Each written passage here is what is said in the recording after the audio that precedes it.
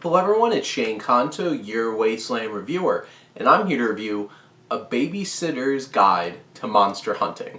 And this is a new Netflix film, definitely trying to set up a franchise, and this is from director Rachel Talalay, and it's starring Tamara Smart as a young woman named Kelly who's roped into babysitting after she, as a child, had a lot of scary dreams about creatures and monsters, and now she's babysitting this young child who's experiencing some of the same things.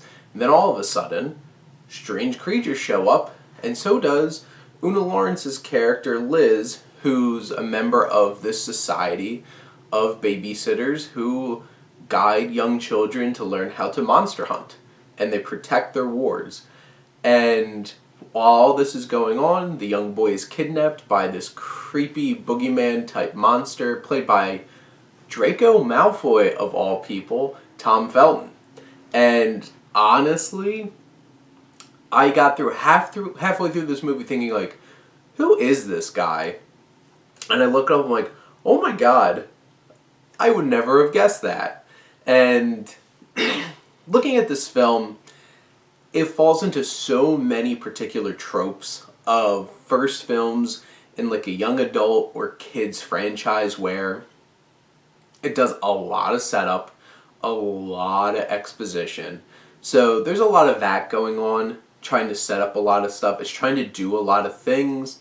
And in the end, like, the screenplay doesn't give space a whole lot to do a whole lot else besides here's this particular mystery, here's a bunch of exposition lining up what they're hoping probably is going to be a franchise, and being able to actually enjoy these characters being fleshed out. Now, the performances, like I mentioned, Tom Felton has a bunch of fun. He's just over the top and cheesy.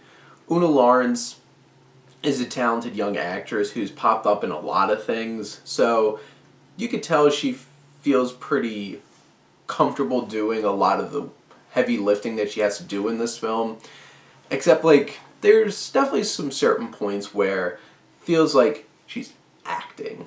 And then you have Tamara Smart, who feels very genuine and charismatic and natural, and I think that's a good thing. Looking throughout this film, there's some effects. The effects look cartoonish, the monsters look cartoonish, they kind of stick out, but could be the point. So I wouldn't like dock this film too much about the visual effects because it is supposed to be kind of silly, and I wouldn't be surprised if some of that's just a little bit on purpose. But in terms of the actual story, there's some creepy moments for kids, there's some fun moments for kids. This film very much feels like something that kids would enjoy, and adults would find passable. Like, I didn't hate this film, I wasn't annoyed by this film, I just sat there like, not really getting much out of this, except I did enjoy Tom Felton, even though I didn't know it was him for half the movie. In the end, I feel like A Babysitter's Guide to Monster Hunting is something really set up for kids that delivers a lot of kid-friendly kind of spookiness and laughs for the Halloween season.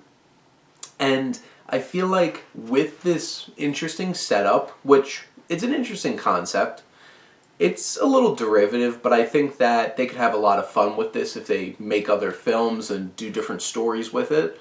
So in the end, I feel like this film is worthwhile checking out. It's easy to stream, it's a Netflix original film, just so that like at some point if they make more of them, hopefully they focus a little bit more on story and character and less setup. Obviously, because they did the setup, it's here. But those are my thoughts on A Babysitter's Guide to Monster Hunting.